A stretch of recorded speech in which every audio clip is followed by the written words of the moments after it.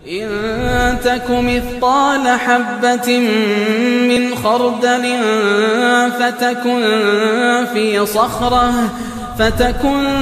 في صخرة أو في السماوات أو في الأرض يأت بها الله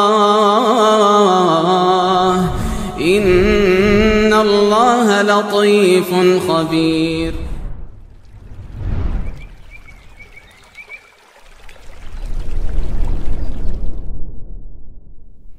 Assalamualaikum warahmatullahi wabarakatuh.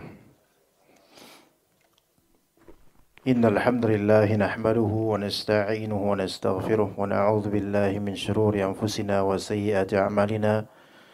May yahdihillahu fala mudilla lahu wa may yudlil fala hadiya lahu. Asyhadu an la ilaha illallah wahdahu la syarika lahu wa asyhadu anna Muhammadan 'abduhu wa rasuluhu la nabiyya ba'dahu. Allahumma inna nas'aluka ilman nafi'a wa rizqan tayyiba wa amalan mutaqabbala. Allahumma ati anfusana taqwaha wa zakkiha anta khairu man zakkaha anta waliyuha wa maulaha. Allahumma inna na'udzubika min ilmin la yanfa' wa min qalbin la yakhsha' wa min nafsin la tashba' wa min da'watin la yustajabu laha. Allahumma inna na'udzubika min syarri ma 'amilna wa min syarri ma lam na'mal. Amma ba'd. Kajian Fiqhul Usrah pada hakikatnya ana adakan atau diselenggarakan di dua masjid, di dua majelis. Satunya di Masjid Al-Muttaqin di Wisma Asri Bekasi. Sudah berlanjut atau berlangsung 2 kali pertemuan. Dan juga dicanangkan di Masjid Hijau ini 2 kali pertemuan sebulan insyaallah, pekan pertama dan ketiga. Dan ini perdana di masjid ini untuk kajian Fiqhul Usrah, namun hakikatnya serial ketiga. Maka apa yang ada di Masjid Al-Muttaqin berbeda dengan apa yang di Masjid Hijau dari tema-tema. Kita mengambil dari kitab Fiqhul Usrah yang disebutkan atau dicanangkan oleh Syekh Alawi bin Abdul Qadir As-Saqqaf dari website dorar.net. Dan ini termasuk salah satu kitab terbaik yang mengumpulkan masail fiqhiyah berkaitan dengan kekeluargaan, dimulai dari kitab nikahnya, kemudian segala hukum berkaitan dengan nikah, talak, dan khulu' ila zihar, dan seterusnya dari hukum-hukum fikih secara komplit lengkap dengan segala dalilnya dan juga penjelasan ulama mazhab terhadapnya. Yang insyaallah ini sangat bermanfaat, dan secara terang-terangan saya menyebutkan kepada jemaah baik di Bekasi maupun di sini insyaallah, bahwasanya di antara hal yang masih mungkin agak sedikit kasar, langka di kalangan Ahlus Sunnah wal Jamaah, di kalangan Salafiyin, yaitu pembahasan secara runut mengenai hukum-hukum fikih berkaitan dengan usrah atau pernikahan dan semisalnya. Yang rata-rata adalah kajian tematik berkaitan dengan kiat-kiat berumah tangga, yang mana itu tidak menyentuh secara detail ke hukum fikih dan dalilnya lebih rinci. Dan insyaallah apa yang kita kaji di sini lebih ke masalah-masalah fikih dan hukum-hukumnya. Kalau untuk masalah kiat berumah tangga, bagaimana cara membuat istri itu semuanya salehah, bagaimana cara mensolehkan diri keluarga, itu mohon maaf tidak kita bahas di serial ini, karena insyaallah asatidzah lainnya jauh lebih baik dalam menyampaikan. Namun yang kita akan sampaikan adalah banyak sekali hukum-hukum fikih yang masih belum kita fahami, dan juga Anda juga bukan berarti yang paling paham, tapi kita sama-sama mengkopas dari kitab-kitab ini yang semoga bermanfaat.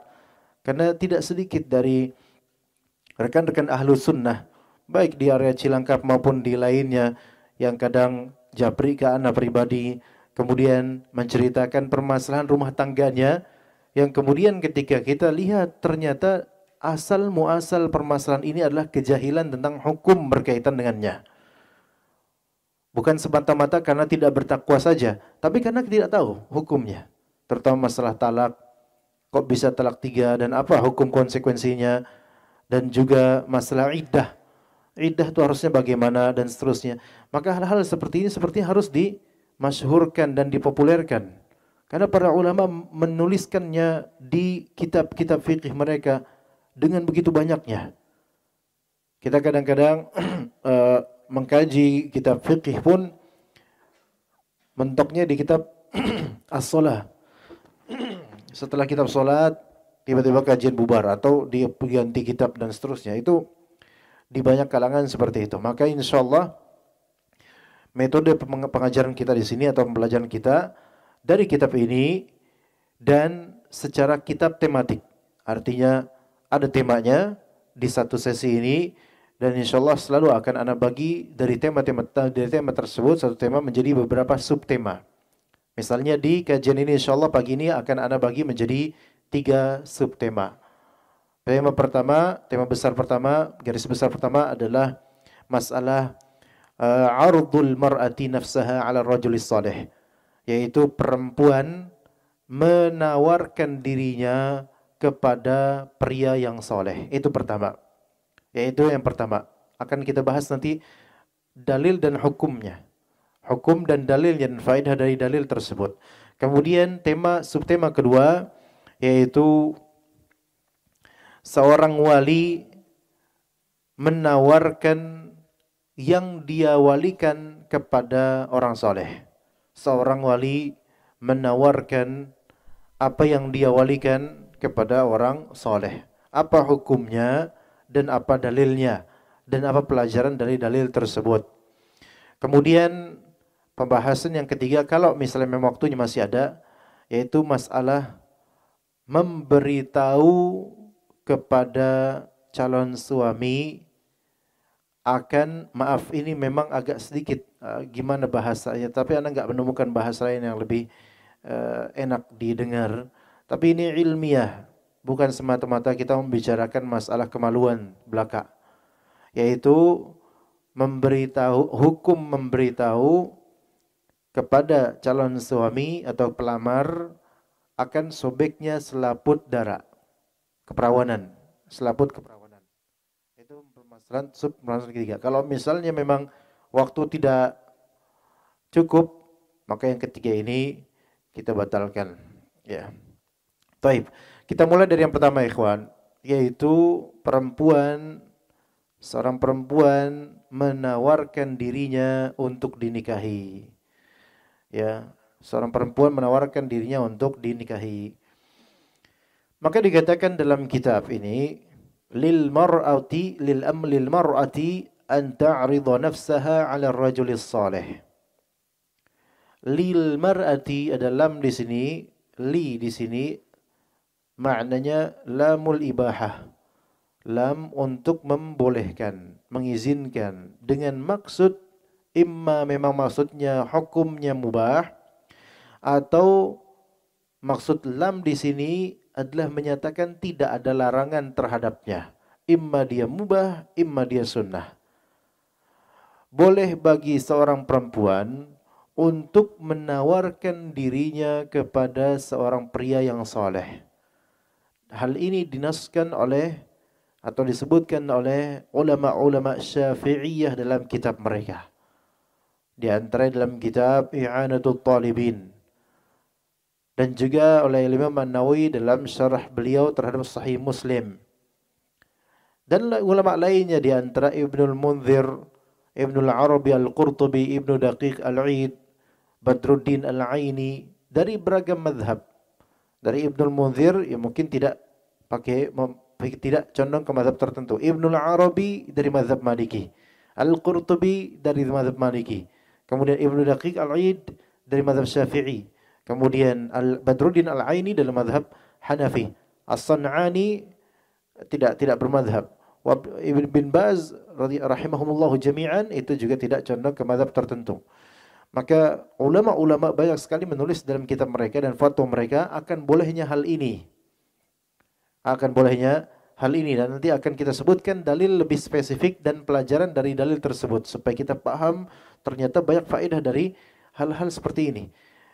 Dikatakan oleh Ibnul Munzir ketika beliau menyebutkan dalam kitab Al-Awsat.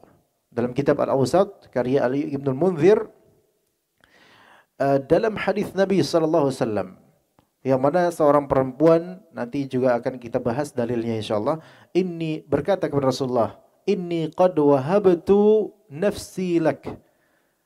Kata perempuan ini datang kepada Nabi SAW dan berkata, aku telah menghibahkan diriku untukmu. Maka kata Ibnu Munzir, fihi ibahatu an ta'ridhal mar'atu nafsaha 'ala ar-rajulis salih. Dalam hadis ini terdapat pembolehan perempuan menghamparkan atau menawarkan dirinya sendiri ke seorang pria yang saleh. Yang menurut perempuan ini saleh, ditawarkan dirinya sendiri langsung boleh. Itu kata Ibnul Munzir dalam kitab Al-Awsat. Ibnul Munzir ini salah satu ulama yang masyhur di kalangan ahli ilmu dan tulabul ilm. Beliau juga punya kitab Mukhtasar Sahih Muslim. Dan kemudian begitu pula yang disebutkan oleh Ibnul Arabi Al-Maliki dalam kitab beliau yang populer yaitu Ahkamul Quran. Salah satu kitab yang menghimpun ayat-ayat fikih dalam Al-Quran dan menjelaskan khilafiyah para ulama terhadap hukum-hukum dalam ayat-ayat tersebut. Namanya Ahkamul Quran karya Ibnul Arabi. Ibnul Arabi pakai al. Ibnul Arabi. Kalau Ibnu Arabi itu orang yang divonis kafir oleh banyak para ulama karena menyimpangnya dia. Di sini ada Ibnul Arabi Al-Maliki, juga penulis kitab Aridatul Ahwazi, syarah terhadap Sunan At-Tirmidzi. Ibnul Arabi menyatakan, minal hasani aradur rajuli waliyatah, atau minal hasani aradil mar'ati nafsaha 'ala ar-rajulis salih. Termasuk hal yang bagus perempuan menawarkan dirinya kepada pria yang saleh. Ini didukung oleh para ulama. Dan kemudian Ibnul Arabi memberikan alasan iqtidaan bis salafis salih. Ini sebagai bentuk iqtida dan meniru perilaku salafus salih. Jadi kalau bisa salafiyun seperti ini, mau enggak? Karena mengikuti salafus salih. Menurut antum gimana? Ini ide yang bagus enggak, ikhwan? Gimana, Pak? Ide yang bagus enggak kalau misalnya salafiyah, akhwat salafiyah menawarkan dirinya kepada ikhwan-ikhwan yang saleh? Apakah ini ide yang bagus? Bagus, iya. Di masjid bilang gitu, di rumah beda ya. Iqtidaan bis salafis. Tapi pelajaran seperti ini bukan sebatas kita tahu hukumnya bagus, enggak, populerkan. Apakah ini relevan di Indonesia? Relevan insyaallah. Karena ada hadisnya dan karena ada salafnya, ada contohnya. Dan ini dikatakan oleh Ibnul Arabi merupakan iqtida, bentuk meniru, menjadikan salafus saleh qudwah dalam masalah ini. Dan ini diantara solusi. Tapi malu lah. Ya malu di awal doang. Ntar kalau nikah juga enggak malu, biasa aja. Iya, seperti itu. Iqtida bis salafis saleh. Itu dikatakan oleh Ibnul Arabi dan juga dikatakan oleh Al-Qurtubi dalam tafsir beliau dengan kalimat yang persis sama. Bahwasanya ini sesuatu yang hasan, sesuatu yang baik dan merupakan bentuk pengamalan meniru salafus saleh. Ya, salafus saleh. Kemudian Ibnu Daqiq Al-Id Asy-Syafi'i, beliau menyebutkan dalam kitab yang masyhur sekali namanya kitab Ihkamul Ahkam, Syarah Umdatul Ahkam. Ya, kitab fiqih, kitab hadis hukum, menjelaskan di dalamnya fiqih dan juga usul fiqih ya dalam kitab tersebut. Kata Ibnu Daqiq Al-Id terhadap hadis yang diriwayatkan oleh Sahal bin Sa'id As-Sa'idi, yaitu seorang perempuan datang kepada Nabi dan menyatakan, inni wahabtu nafsi lak, aku menghibahkan diriku kepada engkau ya Rasulullah. Fil hadithi dalilun ala ardhil mar'ati nafsaha ala man turja barakatuh. Di dalam hadis ini ada dalil akan bolehnya perempuan menawarkan dirinya sendiri kepada seseorang yang diharapkan keberkahannya. Berkah itu dari Allah. Tetapi perempuan ini melihat ini rajul ini saleh. Orang ini insya Allah berkah rumah tangganya. Maka dia tawarkan dirinya. Dan menawarkan dirinya kepada pria tersebut. Ini juga didukung dalam mazhab Syafi'i. Kemudian disebutkan oleh Badruddin Al-Aini dari mazhab Hanafi. Badruddin Al-Aini ini seorang ulama di kalangan mazhab Hanafiyah, mazhabnya Hanafi, dan memiliki beberapa kitab yang besar-besar ya, di antaranya Al-Binayah, syarah terhadap kitab Hidayah, panjang, kitab Mutawwal, kitab yang besar menjelaskan fiqih mazhab Hanafi secara komplit. Kemudian beliau juga punya syarah terhadap Sahih Bukhari yang disebut Umdatul Qari, syarah Sahih Bukhari. Beliau ini sezaman dengan Ibnu Hajar Al-Asqalani, yang penulis kitab Fathul Bari, wafat di pertengahan 9 Hijriyah. Nah, di sini Badruddin Al-Aini ketika menjelaskan faedah-faedah hadis yang tadi kita sebutkan secara ringkas, kata beliau, fihi istihbabu 'ardil mar'ati nafsaha 'ala ar-rajuli salihi liyatazawwajaha. Bahkan Badruddin Al-Aini secara terang-terangan bukan menunjukkan boleh, tapi istihbab, dianjurkan. Di dalam hadis ini ada penganjuran perempuan menawarkan dirinya kepada seorang pria yang saleh untuk dinikahi. Untuk dinikahi. Iya. Pria ini saleh, maka perempuan ini datang. Hatta pria ini bukan kalam Al-Aini, hatta dari ana, hatta pria ini punya istri. Hatta istri sudah 3. Iya, kata akhwat ini, Mas, lengkapilah jadi 4 ya. Masya Allah, paling besar untuk ketawa ya. Paling bahagia untuk dengan tema ini Mas. Ya, lengkapilah deh keempat. Boleh. Boleh kalau memang merasa bahwa saya pria ini soleh. Ini dengan syarat, berarti syaratnya apa? Syaratnya pria yang dia menawarkan diri kepadanya, pria yang saleh. Tapi salehnya saleh bagaimana? Ya saleh yang dia lihat bahwa pria ini saleh, ada keberkahan padanya yang Allah berikan, maka fadl. Ya. Kemudian juga disebutkan oleh Al-Amir As-Sun'ani, penulis kitab Subulus Salam, masyhur. Subulus Salam, Syarah Bulughul Maram. Waktu ana di Lipia dulu, dan juga Ustaz Abu Sama dulu di Lipia, kita belajar kitab Subulus Salam, Syarah Bulughul Maram. Ya. As-Sun'ani rahimahullah mengatakan terhadap hadis tadi yang kita sebutkan, fil hadithi jawazu 'ardil mar'ati nafsaha 'ala rajulin min ahli shalah. Sama seperti yang sebelumnya, diperbolehkan hal tersebut. Juga Syekh bin Baz rahimahullah, Syekh bin Baz mengatakan seperti yang dikatakan para ulama ketika beliau menta'liq, memberikan penjelasan terhadap Sahih Bukhari. Beliau juga mengatakan jawazu 'ardil mar'ati nafsaha 'ala rajul lil maslahah. Bolehnya perempuan untuk menawarkan dirinya sendiri kepada seorang pria, ya, jika di situ ada kesolehan atau ada maslahatnya. Maka di sini kita tahu hukumnya, ya, Mak. Dan ini bukan sebuah aib, bukan sebuah aib sama sekali. Dan tidak boleh kemudian dicela atau dijelekkan seorang mukminah, perempuan mukminah yang menginginkan nikah, apalagi di zaman sekarang. Persaingan begitu banyak, kemudian banyak yang malu, akhirnya diam, mendekam, enggak ikhtiar, enggak apa, khalas, menunggu nasib saja. Kalau memang ingin segera nikah, tawarkan diri, tapi jangan secara publik. Di status nulis kemudian, monggo siapa yang mau sama saya, ya enggak gitu ya. Dia bilang apa? Dia datangi, cari orang yang saleh, lihat orang-orang yang saleh, ya mungkin ada keberkahan padanya yang Allah berikan, maka kemudian dia silahkan menawarkan dirinya.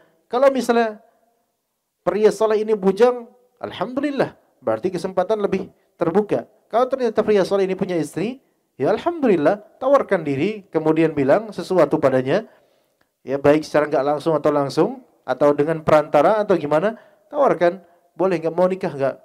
Atau Ustaz, mau nikah enggak? Walaupun nanti antum punya istri, bismillah, kalau mau nikah, tafadhol ke rumah, bilang ke orang tua saya atau wali saya, bismillah, mudah-mudahan dimudahkan. Begitu, caranya gampang kan? Gampang. Yang bikin susah apa? Omongan orang. Yang bikin susah apa? Omongan orang. Segala macam pernikahan yang bikin susah itu omongan orang. Intinya omongan orang.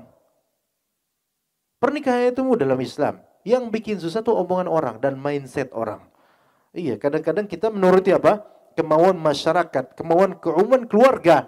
Padahal belum tentu mereka nyumbang untuk pernikahan. Hanya sumbang apa? Ide, iktirah, saran, kritik. Tapi nggak ada sumbang materi kadang-kadang. Kadang-kadang nggak ada. Mereka cuma datang untuk menikmati pesta aja, tapi ngeritik. Iya, dan seterusnya. Jadi kadang omongan orang itulah yang membuat berat. Ya. Kita akan membahas dalilnya ya ikhwas sekalian. Dalil yang diriwayatkan oleh Al-Bukhari dan Muslim, berarti hadis muttafaq alaih, sahih.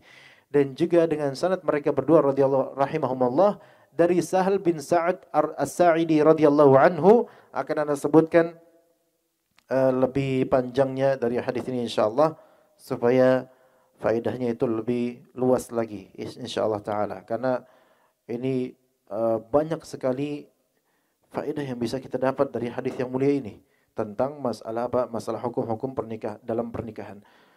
Ya, baik. Diceritakan di sini, anna mura'atan ja'at Rasulullah SAW. Ada seorang perempuan datang ke Rasulullah SAW. Maka berkata perempuan tersebut, ya Rasulullah, inni wahabtu, atau ya Rasulullah, ji'tu li ahaba laka nafsi. Ya. Ya, atau inni qad wahabtu laka min nafsi. Wahai Rasulullah, saya datang kepada engkau untuk menghibahkan diri saya. Apa makna menghibahkan diri saya? Menghibahkan diri saya. Menghadiahkan diri saya. Artinya, saya hadiahkan diri saya kepada engkau ya Rasulullah untuk dinikahi tanpa mahar. Untuk dinikahi tanpa mahar. Dan ini juga disebutkan dalam surat Al-Ahzab ayat 50. Di surat Al-Ahzab ayat 50. Jadi dalilnya ada dua. Di surat Al-Ahzab ayat 50. Wa imra'atan mu'minatan in wahabat nafsaha lin nabi in arada an-nabiyyu an yastankihaha khalisatan laka min dunil mu'minin.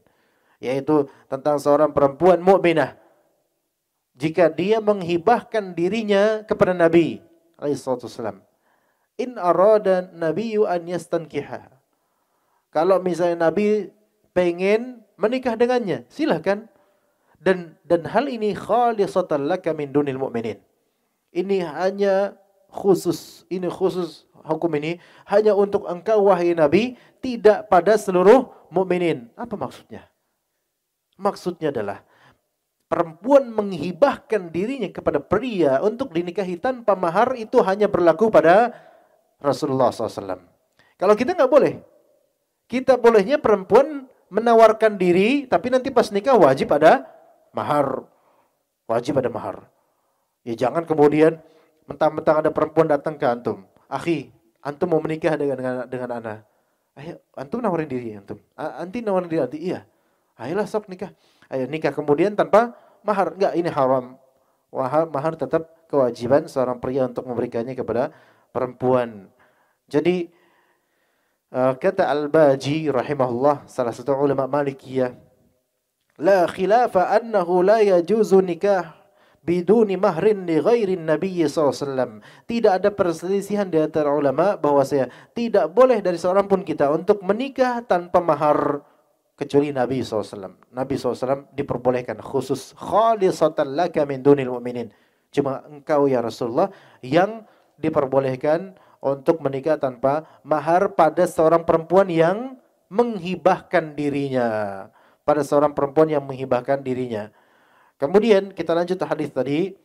Ketika perempuan itu datang dan menghibahkan dirinya, fanadhara ilaiha Rasulullah. Rasulullah pun melihatnya.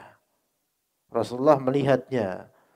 Fasa'ala an-nadhar ilaiha wa sawabahu thumma ta'ta'a ra'sahu. Maka kemudian Rasulullah melihatnya dari atas sampai ke bawah, komplit. Ini menunjukkan syariat apa? Syariat nadhar. Syariat nadhar. Jadi diperbolehkan kalau misalnya ada seorang perempuan datang kepada antum di parkiran masjid hijau, ya. Cerita saja, cerita. Jangan kemudian enggak jangan di parkiran masjid. Enggak di mana gitu, nanti takutnya terjadi lagi ya. Di mana lah gitu. Ya kemudian perempuan ini bilang sama antum, "Akhi, Anda tahu antum siapa?" Lah, terus kenapa?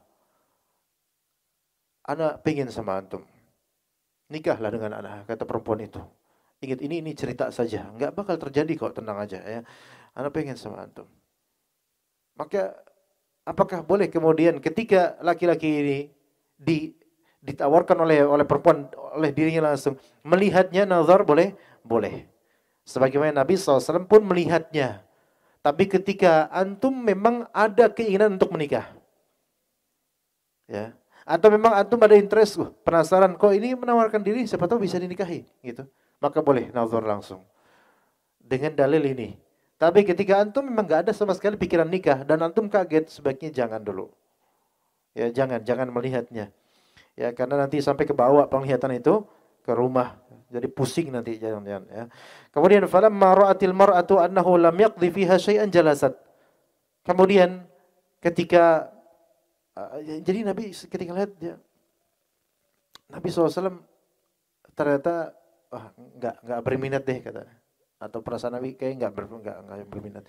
Maka ketika perempuan itu melihat bahwasanya Rasulullah ini belum memberikan keputusan apapun, jalasat, maka perempuan ini duduk di suatu tempat dan nungguin gitu Rasulullah mau bilang apa. Lihat ya para sahabatnya. Faqama rajulun min ashabih. Ada seorang sahabat datang kemudian, atau seorang sahabat yang melihat hal tersebut, bangkit dia kemudian bilang, "Ya Rasulullah, in lam yakun laka biha hajah fazawwijniha." Ya Rasulullah, kalau memang engkau tidak butuh nikah saat ini, lagi nggak pengen sama perempuan ini, maka nikahkanlah saya dengan dia. Nah, gitu boleh, ya. Jadi kalau misalnya ustadznya tiba-tiba ditawarin sama seorang perempuan, antum jangan jauh-jauh dari ustadz makanya. Ya kemudian ada yang, "Ustadz mau nggak sama saya gitu?" Afwan, istri anak galak kata ustadz misalnya gitu. Ya kemudian, udah tak buat anak aja ustadz. Antum mau gitu? Kalau antum serius, antum mau? Fadl, ya fadl. Ya nggak apa-apa. Kalau emang jadi ini, bismillah, nggak masalah. Buat anak aja ustadz. Maka kemudian kata Nabi SAW, hal indaka min syai'? Kamu punya sesuatu enggak? Ini Nabi enggak nanya macam-macam. Cuman nanya apa?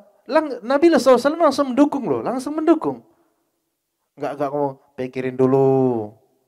Pantas enggak sama dia? Enggak ngomong gitu. Hal indaka min syai'? Kamu punya sesuatu enggak? Maksudnya untuk dijadikan apa? Mahar. Itu Nabi langsung kayak gitu. Enggak, kamu ini bocil kok. Enggak kayak gitu. Melainkan didukung. Antum punya apa?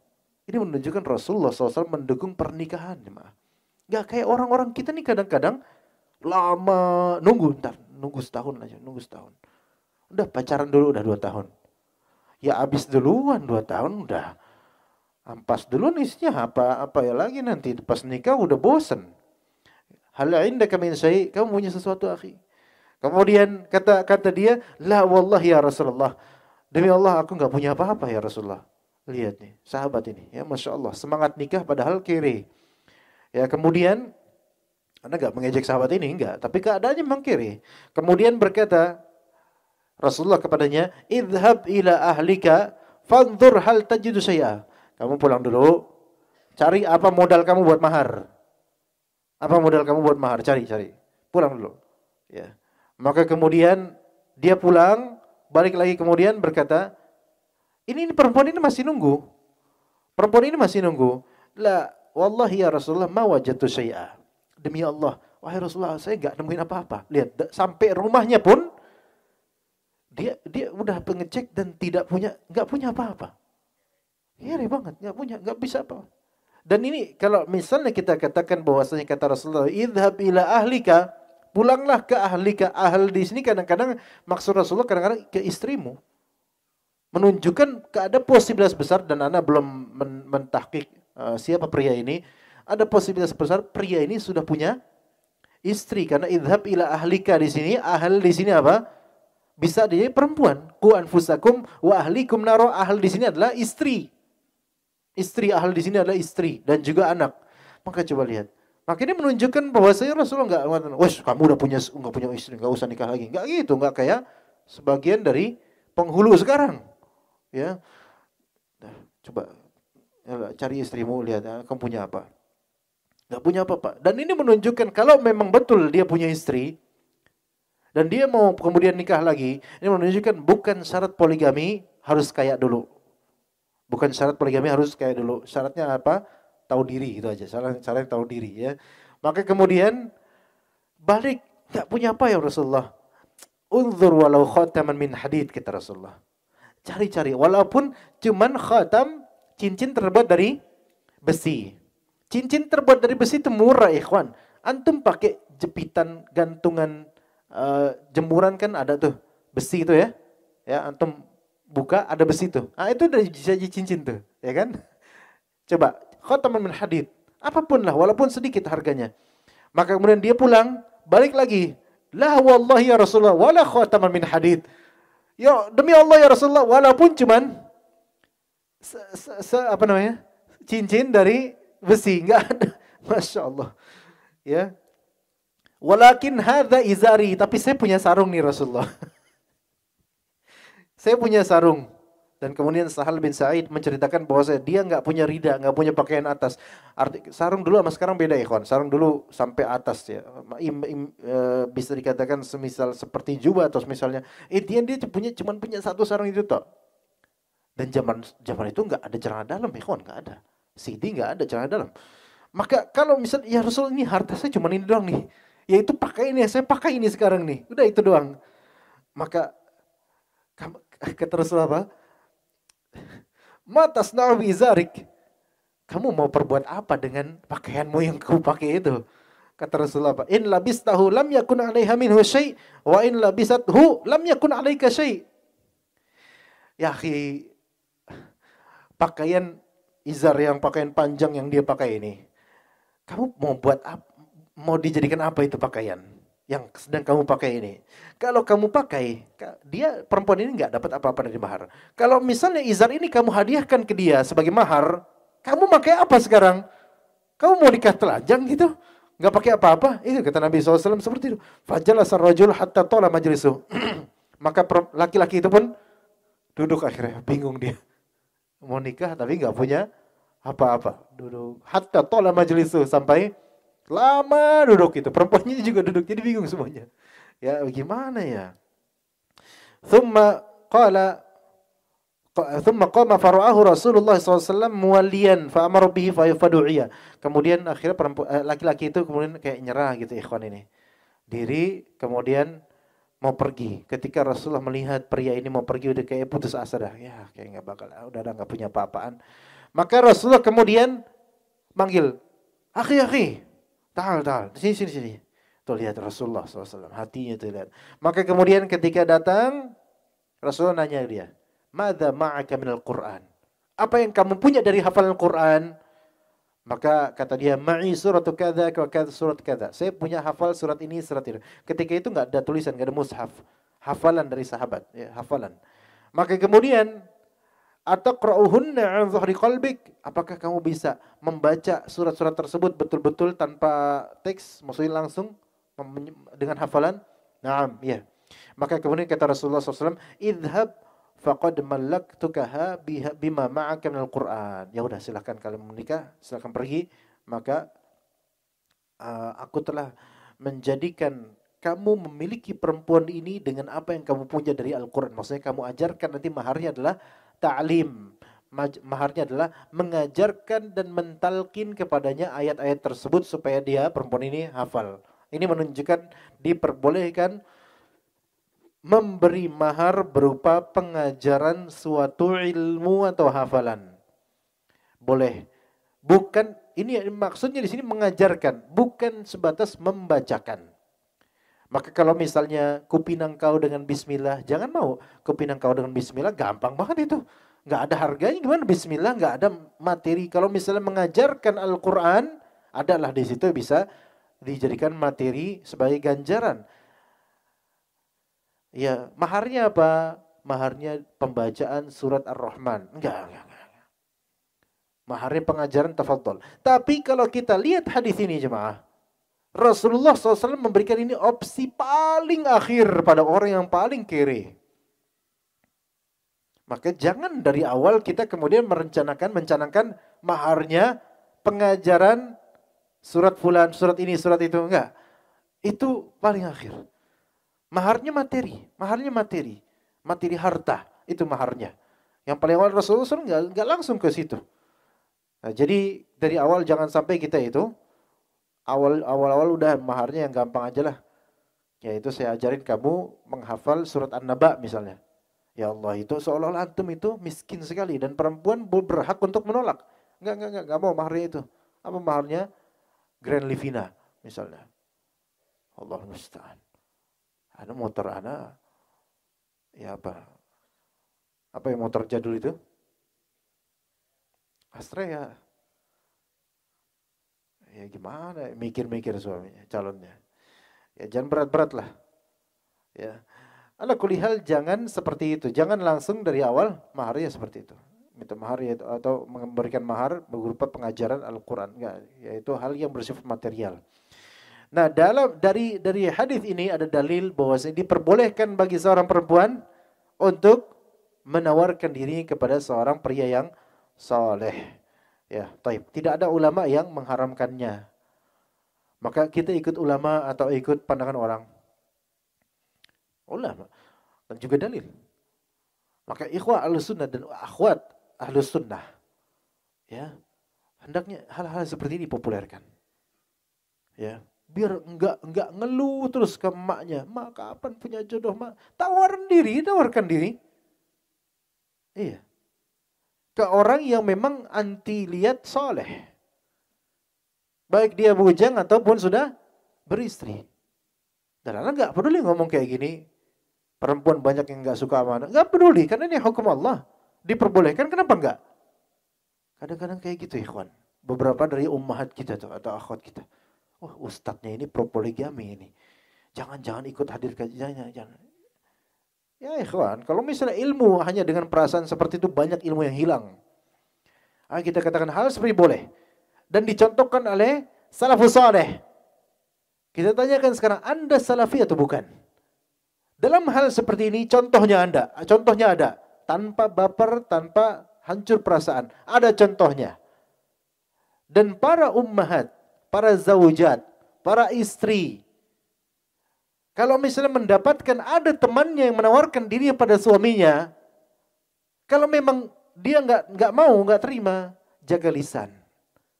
Karena bagaimanapun ini memang ada syariatnya, diperbolehkan. Enggak ridho nggak masalah, karena ini masalah hati nggak masalah. Tapi jaga lisan, jangan mengharamkan hal ini.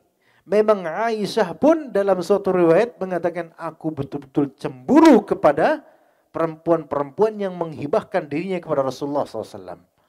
Namun tidak teriwayatkan bahwa Rasulullah SAW menerima semua perempuan itu. Enggak teriwayatkan. Rata-rata wallahu alam Rasulullah tidak meminatinya. Ya. Nah, aku cemburu pada mereka. Cemburu boleh, tapi hati-hati. Jangan melanggar atau jangan mengharamkan syariat seperti ini. Karena diperbolehkan dan ada dalilnya. Dan jangan terlalu mencak-mencak kemudian ngamuk, kemudian mecahin piring, mecahin kaca, bakar rumah, ya, kemudian akte kelahiran dirobek dan seterusnya. Itu yang pertama, ya ikhwan. Subtema kedua, ardul waliyyi mauliyatahu ala ahli shalah. Seorang wali, ingat, wali di sini yaitu bisa bapaknya atau kakeknya atau bahkan anaknya. Bapaknya atau kakeknya atau anaknya atau paman dari ayah, saudaranya ayah. Ya, atau saudara laki-laki, baik kakaknya ataupun adiknya, itu semua bisa menjadi wali. Tapi ketika ada bapak, maka walinya adalah bapak perempuan ini.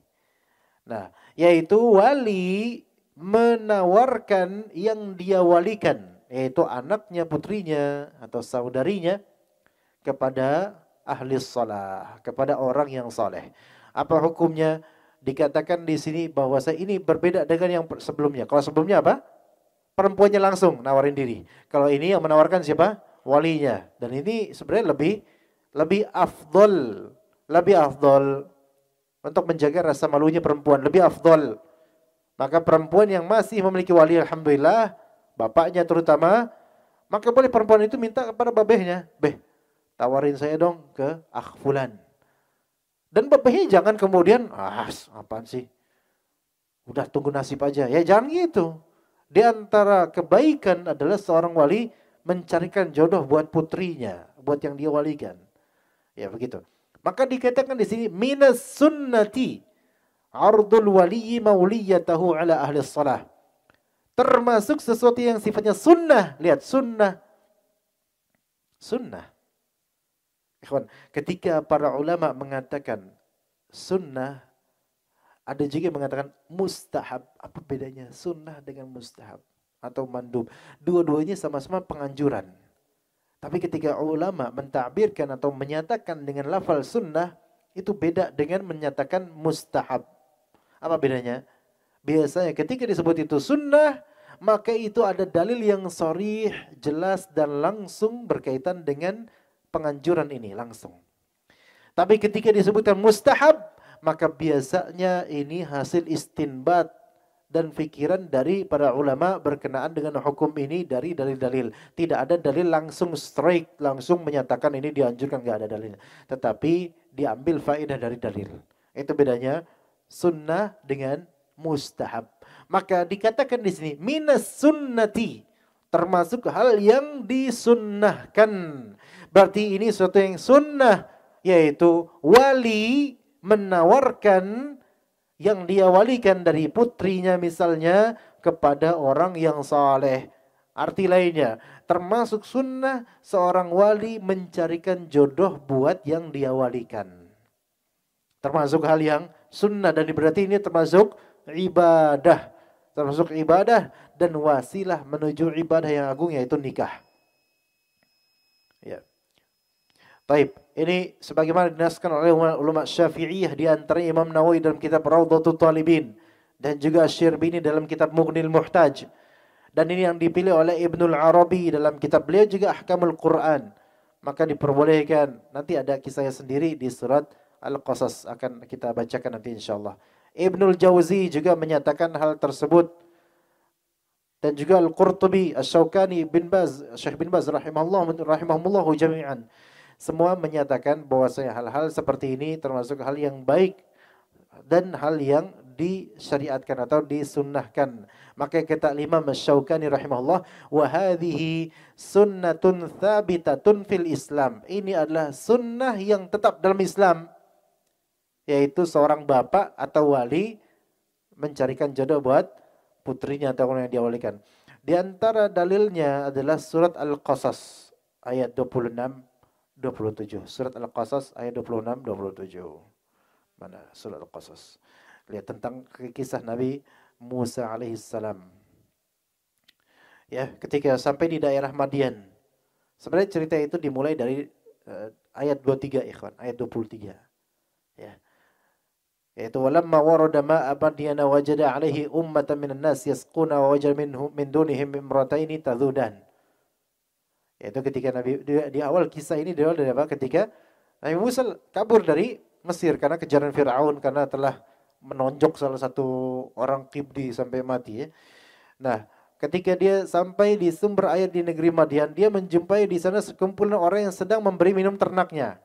Jadi banyak ikhwan, banyak laki-laki ketika itu lagi memberi minum ternaknya. Dan dia menjumpai di belakang banyak orang itu ada dua perempuan menyendiri. Ya. Ya, jadi dua perempuan itu sedang bingung gitu, kayak mau nimbrung tapi malu gitu. Nabi Musa berkata, "Ma khatbukuma?" Apa maksud kalian berdua dengan berbuat seperti ini, yaitu kok menyendiri kayak bingung gitu. Maka kedua perempuan itu berkata, "Qalata la nasqi hatta yusdira ri'a."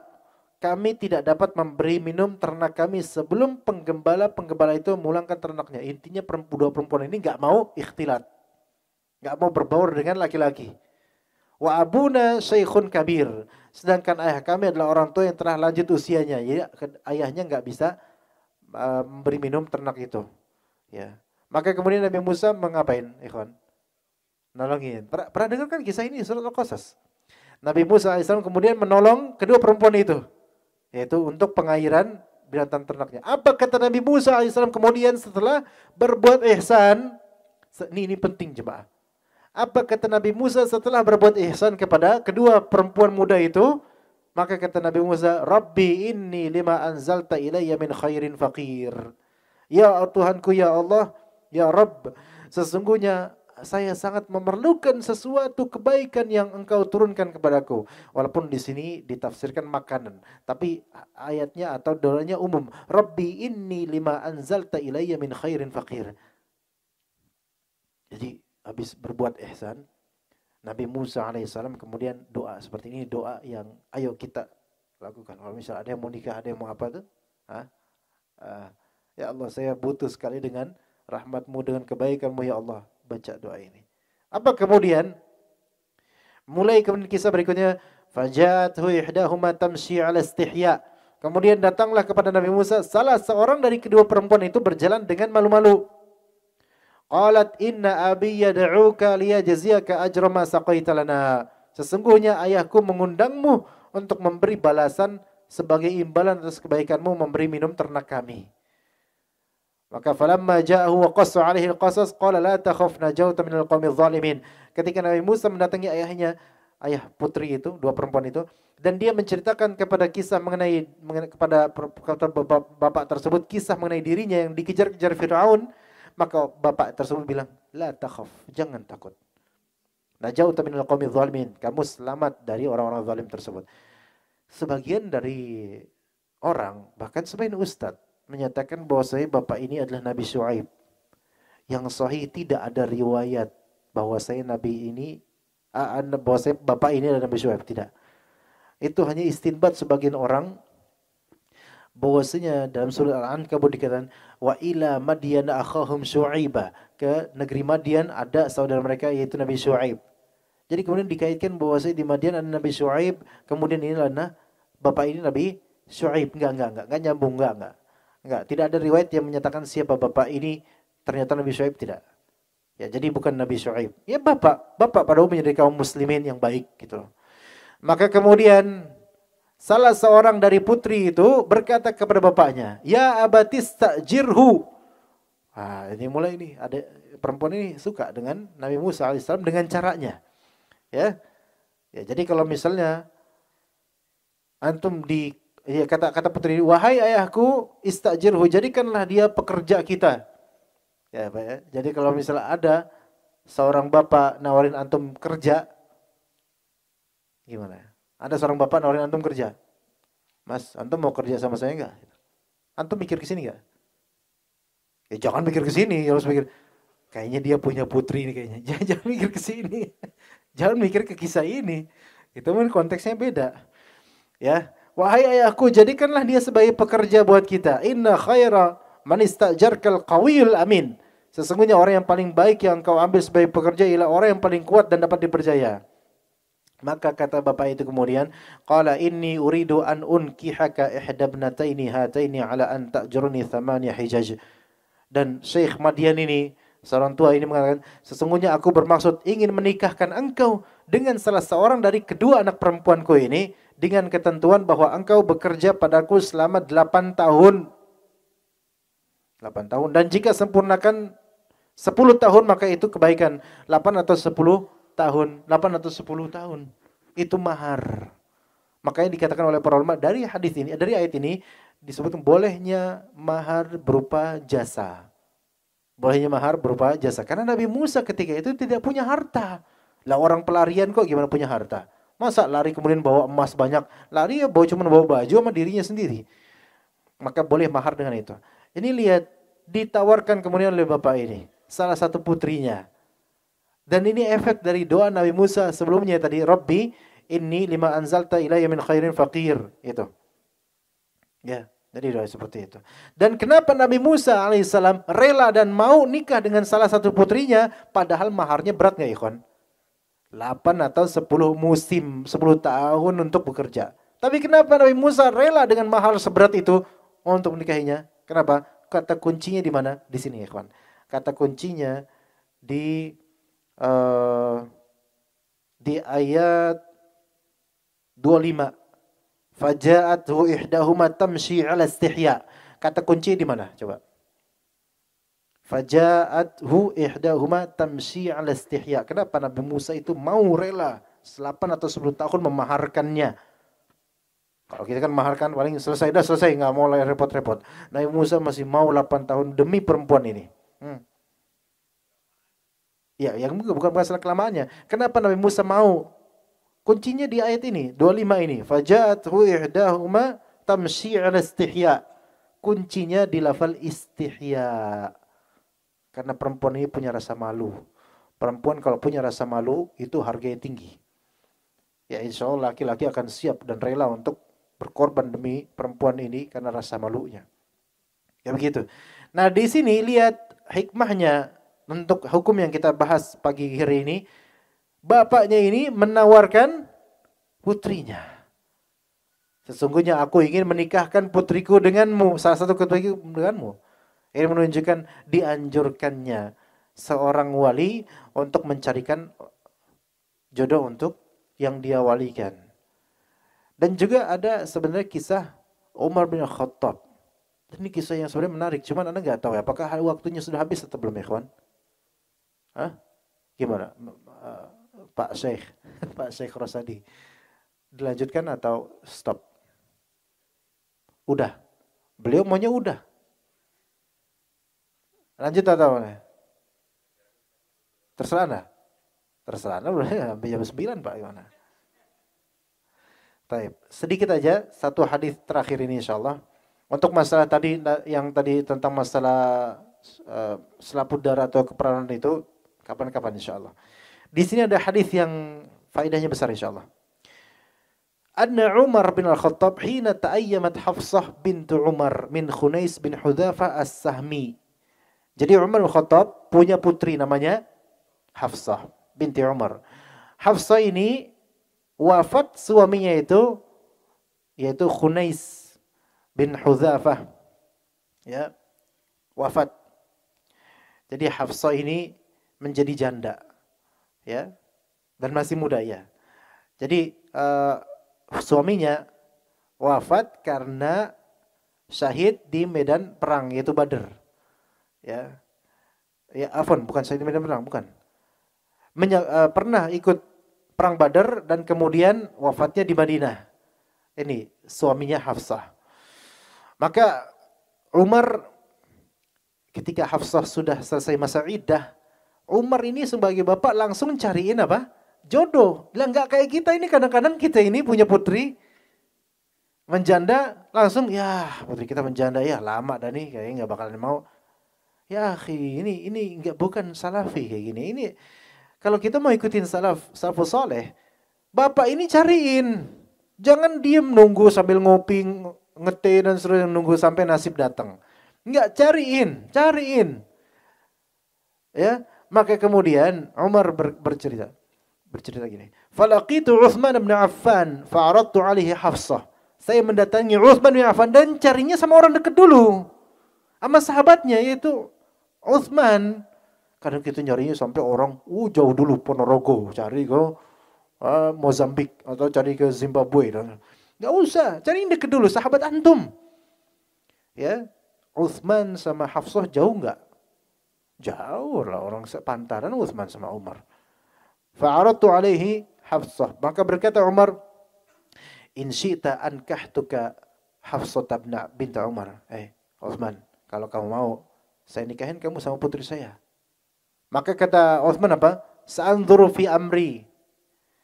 Aduh, saya mikir-mikir dulu deh, kata Utsman.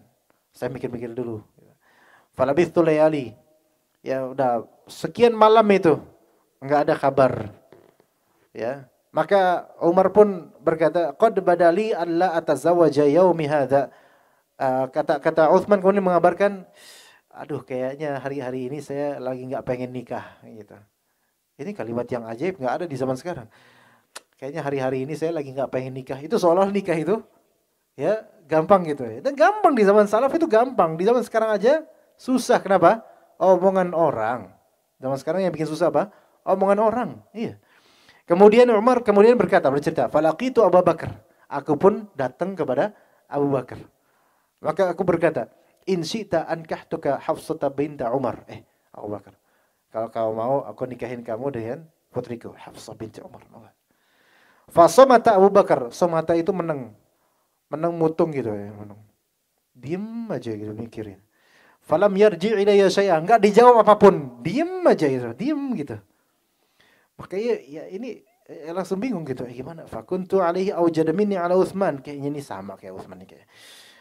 Enggak mau kayaknya. Thumma khatabaha Rasulullah SAW fa'ankahtuha iya. Kemudian pada waktunya tiba-tiba Rasulullah melamar Hafsah. Maka aku nikahin, yaitu Umar nikahin. Wah ya Rasulullah dapatnya ustadznya kan gitu ya. Ya aku nikahin alhamdulillah. Apa Rasulullah ketika itu punya istri atau enggak? Punya istri. Maka falaqiyani Abu Bakar. Setelah udah nikah Rasulullah sama Hafsah, Abu Bakar datang. Ya ke Umar, ke bapaknya Hafsah ini. Cerita. La'allaka wajadta alayya hina aradta alayya Hafsah falam arji' ilaika. Umar tahu enggak kenapa ketika kamu ngasih kabar tentang Hafsah, nawarin Hafsah kok aku kayak meneng gitu, diem aja. Tahu enggak kenapa? Masih ingat kan kenapa? Iya, kenapa ya? Kata Abu Bakar, fa innahu lam yamna'ni an arji'a ilaika fima aradta illa anni qad alimtu anna Rasulullah SAW qad dzakaraha. Sebenarnya ada hal yang membuat saya itu enggak memutuskan buat ini. Maksudnya saya itu bimbang. Ada hal yang membuat saya itu enggak rujuk kepadamu wahai Umar untuk memberitakan. Karena saya itu udah tahu Rasulullah itu menyebut-nyebut nama Hafsah setelah wafatnya suaminya. Ya, falam akun liufshiya sirra Rasulullah SAW. Saya enggak mau menyebarkan rahasianya Rasulullah. Ya, artinya apa? Ketika suaminya Hafsah wafat, ya, kan menjanda Hafsah, masa iddah kan? Iya. 4 bulan 10 hari. Taib. Maka di masa iddah itu Rasulullah menyebut Hafsah. Maksudnya menyebut beliau pengen nama Hafsah. Tapi nggak boleh ketika itu langsung ngomong ke Hafsah atau ke walinya bahwa saya ingin menikah dengan kamu. Nggak boleh. Tapi hanya menyebut saja ke teman-temannya. Lihat nanti, selesai masa iddah, saya mau sama Hafsah. Kayak gitu ke teman-temannya. Dan itu boleh. Tapi jangan langsung ngomong ke dia. Atau ke walinya nggak boleh ngomong kayak gitu. Hanya ke teman-temannya. Abu Bakar dengar itu. Abu Bakar ditawarin. Otomatis apa? Ini bingung, Rasulullah mau nih. Nanti saya ngelangkahin Rasulullah. Masa saya ngomong ke Umar, kayak bingung. Saya ngomong ke Umar Rasulullah mau juga nggak boleh. Saya takutnya ini. Kan ini rahasia Rasul. Maka ini menunjukkan haramnya kita menyebar rahasia seseorang dalam urusan seperti ini. Contoh misalnya di antara teman kita, jemaah nih, ada yang mau nikah dengan fulanah. Belum sampai khitbah atau belum sampai nikah. Hanya belum sampai fix nikah kapan, belum. Baru rahasia khitbah saja. Maka nggak boleh antum menyebarkan itu. Kita tahu nggak? Fulan mau nikah sama fulana loh. Jangan. Tunggu sampai diizinkan ada undangan. Jangan disebarin. Atau misalnya fulan mau poligami. Atau Ustadz fulan mau poligami. Tapi belum sampai ada undangan. Antum jangan sebarin. Tahu nggak? Ustadz fulan mau poligami. Ini ember bocor ini. Nggak boleh seperti itu. Ini contohnya sahabat Nabi Abu Bakar tidak mau sampai ke Umarnya saja nggak mau ngomong. Sebenarnya kan Rasulullah kan udah pengen. Tinggal Abu Bakar bilang, wahai Umar, Rasulullah tuh pengen tahu sama anak kamu. Coba kan bilang ngomong gitu kan gampang kan? Tapi ternyata Abu Bakar diam. Nggak mau menyebarkan rahasianya Rasulullah SAW. Padahal Abu Bakar pengen nggak sama anaknya Umar? Pengen. Ini menunjukkan bolehnya kita menginginkan putrinya teman kita. Iya. Ini salaf kayak gini, ikhwan. Kalau kita enggak. Kita ini kalau misalnya ada teman kita pengen sama saudari kita, enggak, jangan sama antum. Anda tahu jeleknya antum. Kan kok gitu. Kalau kita kayak gitu, karena apa? Jeleknya kita masing-masing kita. Coba kalau sama-sama soleh, rajin ke masjid, keburukannya sedikit, manhajnya salim, manhajnya bagus, itu insya Allah malah saling atur sama-sama dekat sama kita. Iya. Kita kadang nyari yang terlalu jauh dulu, udah biarin yang penting enggak kenal dulu dah. Biar enggak kenal aibnya dulu. Kalau teman-teman saking jeleknya antar kita ini, Anda tahu antum kayak gimana? Antum ini Anda tahulah bobroknya antum, jadi nggak bakal sama antum. Ya kayak gitu. Coba kalau sama-sama soleh, insya Allah nggak kayak gitu. Walau tarokaha laqabiltuha, kata Abu Bakar, kalau misalnya Rasulullah SAW nggak jadi ngelamar Hafsah, saya terima itu, kayak gitu. Ya boleh seperti itu jemaah sekalian. Jadi di sini faedahnya Umar bin Khattab menawarkan putrinya ke sahabat-sahabatnya. Iya, ke sahabat-sahabatnya. Dan itu bukan sesuatu yang aib. Ya, bukan yang aib, justru malah wali ini mutung nggak mau nyariin buat putrinya, wis biarin aja ngejanda sampai tua nunggu nasib. Enggak, ini malah justru menyelisihi bagaimana sahabat-sahabat Nabi radhiyallahu anhum. Iya. Dan ini yang ditawarkan semuanya oleh Umar yang punya istri semua. Abu Bakar punya istri, punya. Umar punya Utsman punya istri, punya. Rasulullah lebih-lebih. Dan beliau tidak menawarkan pada bujang. Enggak menawarkan pada bujang. Anda bukan berarti, wah ini tawarin ke ustaz. Enggak, bukan gitu. Atau tawarin ke, enggak. Tapi maksudnya di sini adalah lihat salaf kita ikhwan. Lihat salaf kita mereka. Itu hal-hal seperti ini, hal yang baik dan tidak antipati. Beda dengan kita. Maka ini supaya mindset rekan-rekan Ahlus Sunnah ini terbuka. Karena di antara pengalaman Anda terhadap ikhwan-ikhwan sekalian dan bukan di sini, di tempat lain. Itu masih sangat tabu dalam hal seperti ini. Karena belum diajari secara fikih dan detailnya hal seperti ini. Maka ubah mindset kita jemaah sekarang. Tawakkal 'ala Allah. Kalau memang dirasa bahwa saya putri antum atau adik antum itu udah waktunya nikah dan dia ingin menikah, namun hanya mendekam di kajian dan tidak ada yang mengenalnya dan tidak ada yang menawarkannya, antumlah yang bertanggung jawab dalam hal ini. Tawarkan kepada orang yang menurut antum saleh dan bisa membimbingnya insyaallah, maka bismillah. Kalau diterima alhamdulillah, kalau tidak jadi cari yang lain insyaallah taala. Maka seperti itu yang bisa kita sampaikan. Mudah-mudahan suatu kajian yang bermanfaat untuk anda dan juga antum. Jazakumullah khairal jaza wa sallallahu ala nabiyyina Muhammad wa ala alihi wa sahbihi ajma'in. Subhanakallahumma bihamdika asyhadu an la ilaha illa anta astaghfiruka wa atubu ilaik. Wassalamualaikum warahmatullahi wabarakatuh.